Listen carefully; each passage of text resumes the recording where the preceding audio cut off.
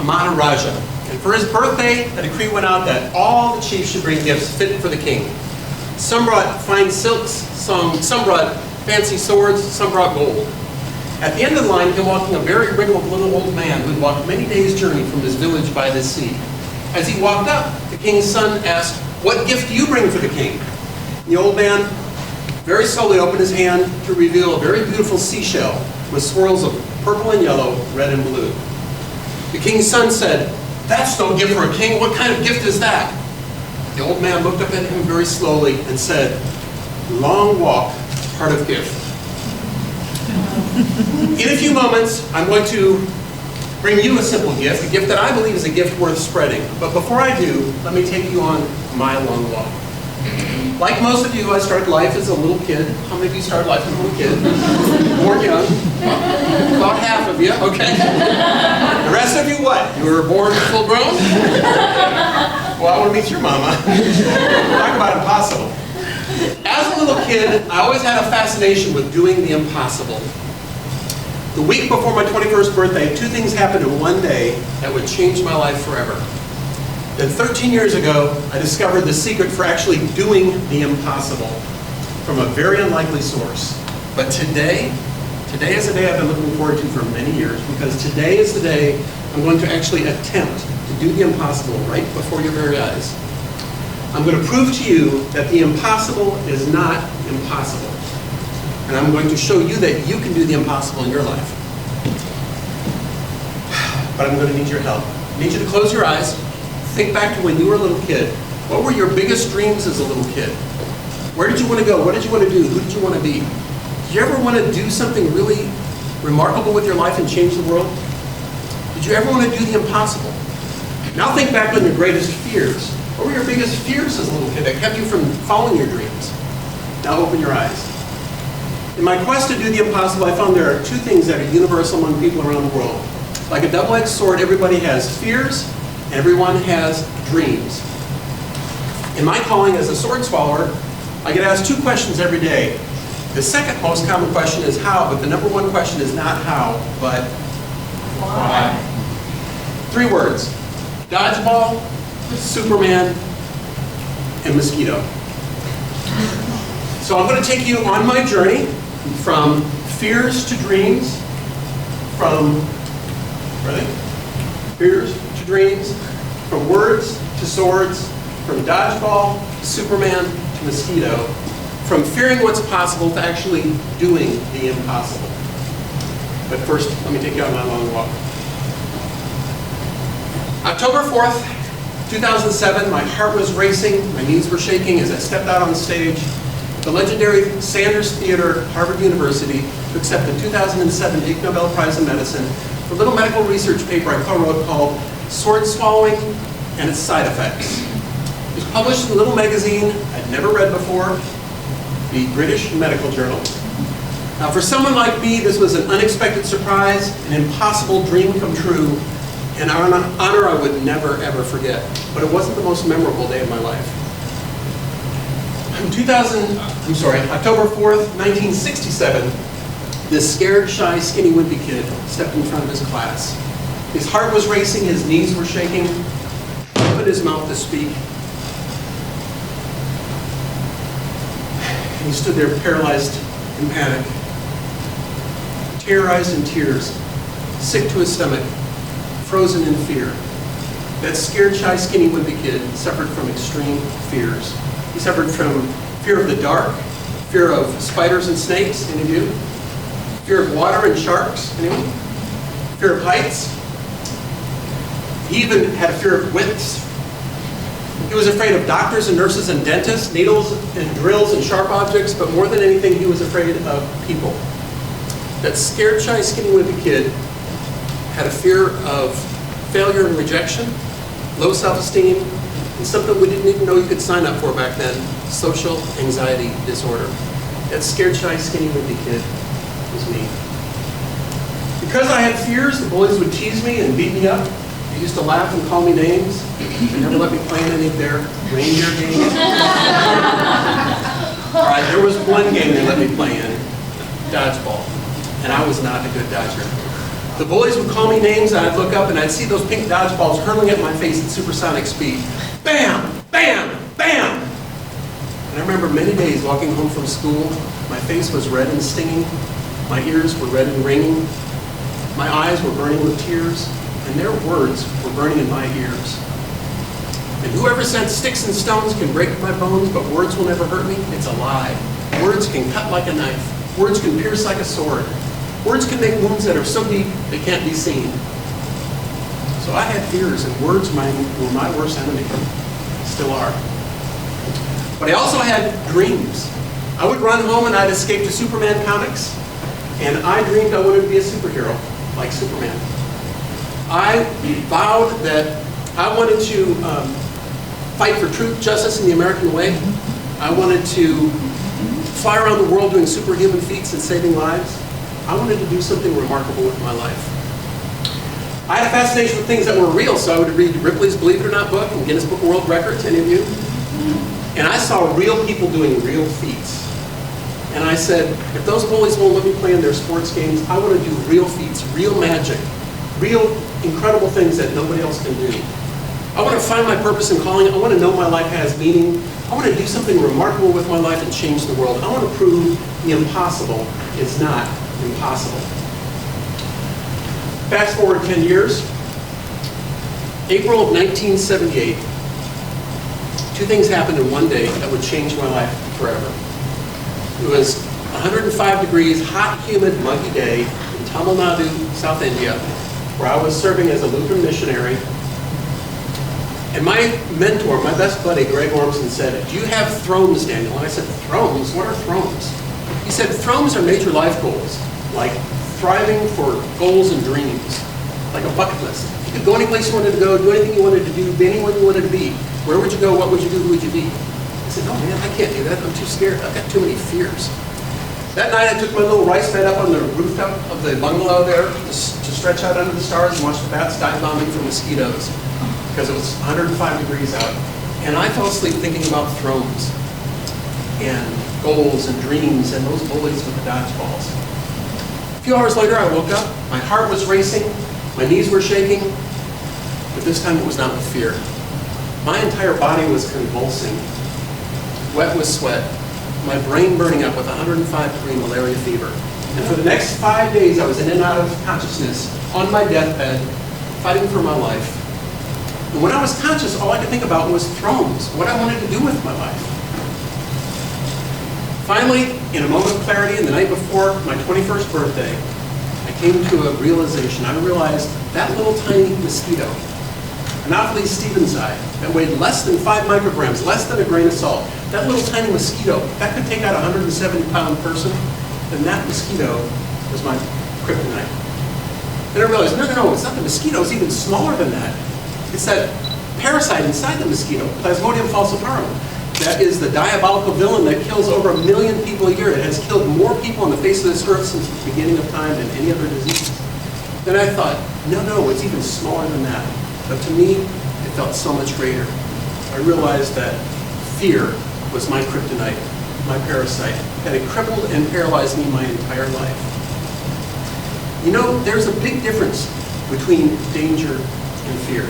Danger is real. Fear is a choice. And I realized I had a choice. I could either live in fear and die a failure, or I could face my fears, kill my fears, put my fears to death, and dare to live and reach for my dreams. You know, there's something about being on your deathbed, at the edge of death there, that really brings out the beginning of life, because I realize it's in dying that we live. Everyone dies, not everyone really lives. Learn to die, dare to live. So I changed my story, I changed my life that night. I decided I wanted to live. So I prayed a simple prayer and I said, God, if you let me live to my 21st birthday, I will not let fear rule my life any longer. I'm going to face my fears, I'm going to put my fears to death. I want to change my attitude, take on risks and challenges. I want to find my purpose and calling, I want to know my life has meaning. I want to do something remarkable with my life and reach for my dreams. I want to prove the impossible is not impossible. Now, I won't tell you if I survived until my 21st birthday or not. I'll let you figure that out for yourself. But that night, my life changed forever. I made my list of my first 10 thrones. I told you earlier I started life as a little kid. Actually, that's not true. I actually didn't start living my life until I was a 21-year-old kid. Because that night I made my list of my first 10 thrones. I decided I wanted to visit the 7 wonders of the world, visit all the major continents, learn a bunch of languages. I wanted to live on a ship in the ocean. I wanted to live with a tribe of Indians in the Amazon. I wanted to work with a circus. I wanted to work in the music business in Nashville. I wanted to climb to the top of the highest mountain in Sweden. I wanted to see Mount Everest at sunrise. And I wanted to jump out of an airplane. And over the next 20 years, I accomplished most of those thrones. And every time I'd check a throne off my list, I'd add 5 or 10 more thrones onto my list, so that my list of thrones, like my dreams, continued to grow. For the next 7 years, first 7 years, I lived alone on a little deserted island in the Bahamas, lived in a thatched hut, speared sharks and stingrays to eat. I was the original survivor. From there, I moved to Pujo, Ecuador, where I lived with the tribe of Indians in the Amazon rainforest basin.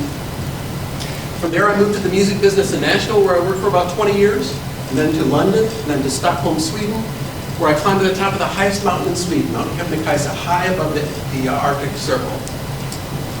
I learned skydiving, circus clowning, juggling, unicycle riding, fire eating, glass eating. In 1997, I heard there were less than a dozen sword swallowers left in the entire world, and I said, I've got to do that. That's about as close as you can get to real magic. So I started searching out about sword swallowing, and I met a sword swallower. A guy by the name of George the Giant, 7'3", met him in Nashville, said, give me some tips on sword swallowing. He said, I'll give you 2 tips. Number 1, it's extremely dangerous. People have died doing this. That's why there's less than a dozen sword swallowers left in the entire world today. Number 2, don't try it. And guess what I did? I added it to my list of thrones. And I began practicing. I practiced 10 to 12 times a day, every day for 4 years, a total of about 13,000 unsuccessful attempts before I got my first sword down my throat in 2001.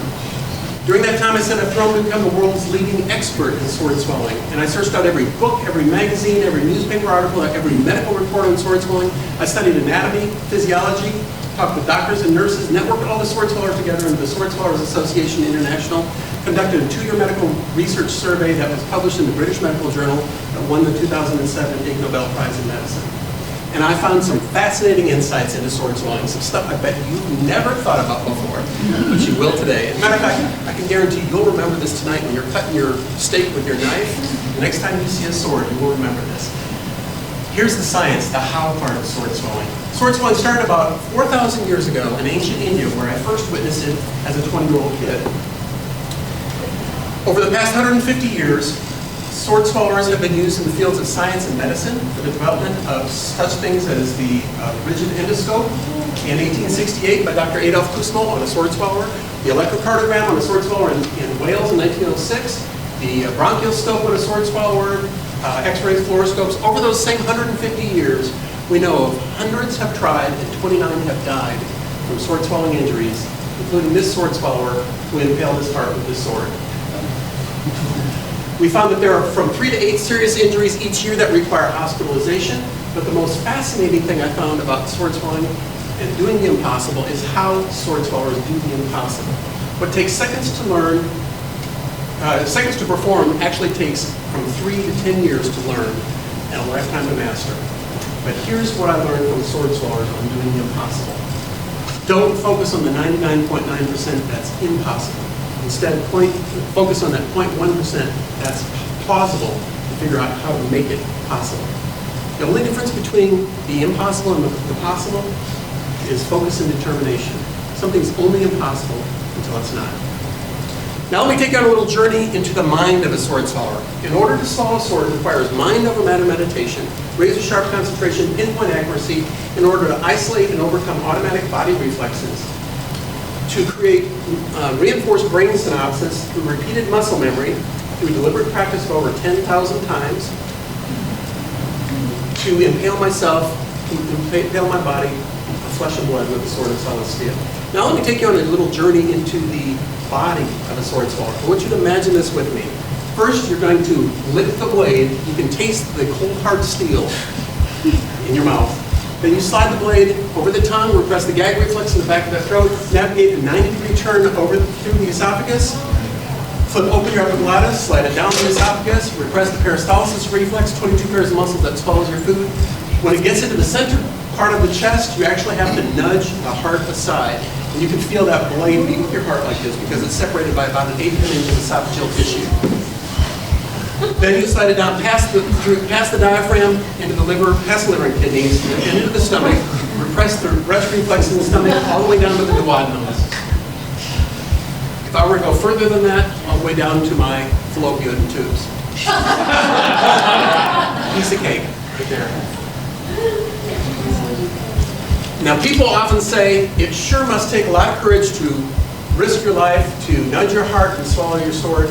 No, what takes real courage is for that scared, shy, skinny, wimpy kid to risk failure and rejection, to bare his heart, to swallow his pride and stand up here in the front room full of a bunch of total strangers and tell you his simple story of his fears and dreams, to risk spilling his guts both literally and figuratively.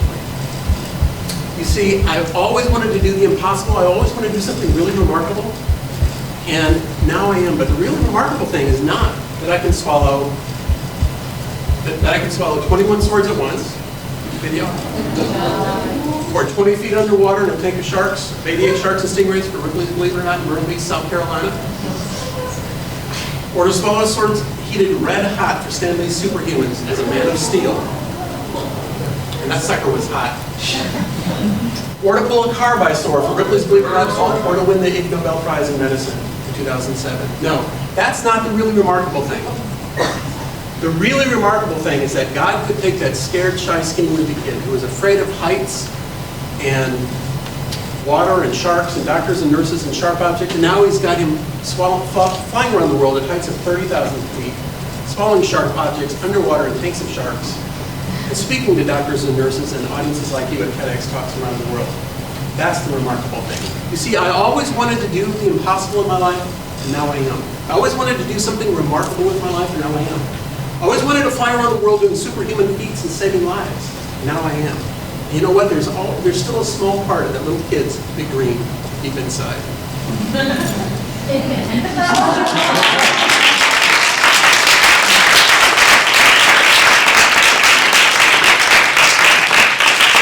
I always wanted to find my purpose and calling, and now I have. But you know what? It's not what you think it is. It's not in my strengths, swallowing swords. No, my purpose and calling is in my weakness, wielding my words, my weakest part. You see, my purpose is cutting through fear, changing the world, one sword at a time, one word at a time, one knife at a time, one life at a time. To inspire others to be superheroes and do the impossible in their lives. My purpose is to help others find theirs. What's yours? What's your purpose? What is your calling? What were you put here to do? I believe we're all called to be superheroes and to save our planet. What's your superpower? Look around the room. Got a bunch of Clark Kents and Peter Parkers right in this room. We're all superheroes. This is the legion of superheroes right here.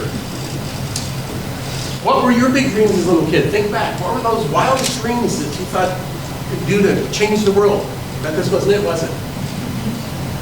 Think back to how strange and obscure you thought your dreams were. But this makes your dreams look not so strange after all, doesn't it? What is your story? What was your long walk? Tell your story, even if your voice is thin and shaky. What is your sword, your double-edged sword of fears and dreams? Swallow your sword, whatever it might be. It's never too late to follow your dreams. If a scared, shy, skinny, wimpy kid can do the impossible, it's within you. For all those bullies with the dodgeballs who said I'd never be able to do the impossible, I have just one thing to say. Thank you. Because if it weren't for villains, we wouldn't have superheroes.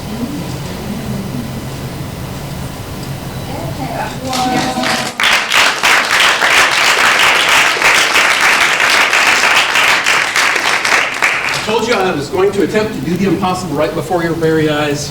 I'm here to prove to you It's okay, Mark. that the impossible is not impossible. This is extremely dangerous. It could kill me. I hope you enjoy it. I'm going to need your help with this.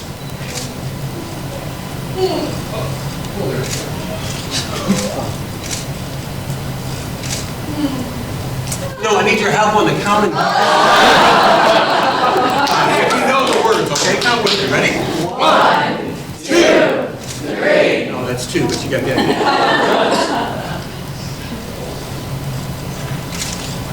1, 2.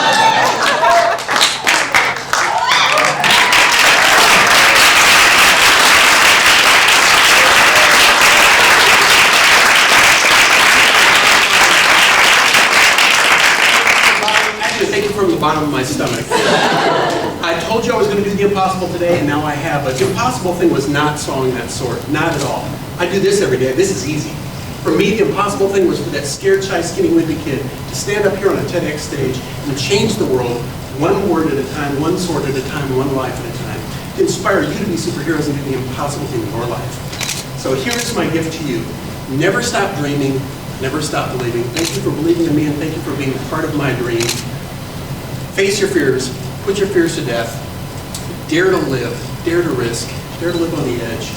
The impossible is not impossible. And I believe that, ladies and gentlemen, is a gift worth spreading. Long walk.